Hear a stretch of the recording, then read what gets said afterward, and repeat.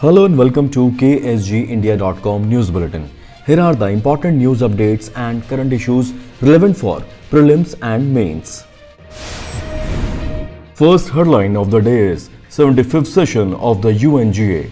Prime Minister Narendra Modi on 26 September 2020 virtually addressed the 75th session of the United Nations General Assembly. The UN General Assembly this year is largely being held online due to the coronavirus pandemic.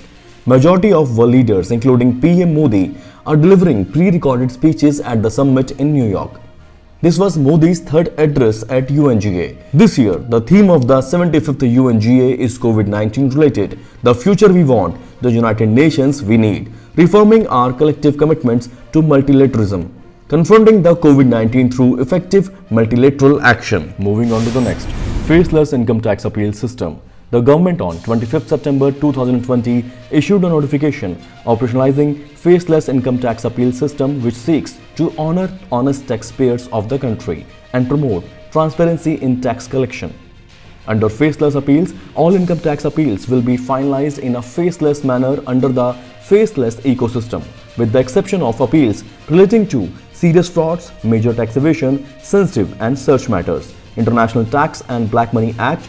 The Finance Ministry said in a statement necessary gazette notification has also been issued in this regard. Moving on to the next, AHSP Pinaka rocket system. In an important milestone in the induction of the Pinaka rocket system in the Armed Forces, the Defense Research and Development Organization handed over the authority holding sealed particulars of the system to the Directorate General of Quality Assurance of the Ministry of Defense on 25th September 2020.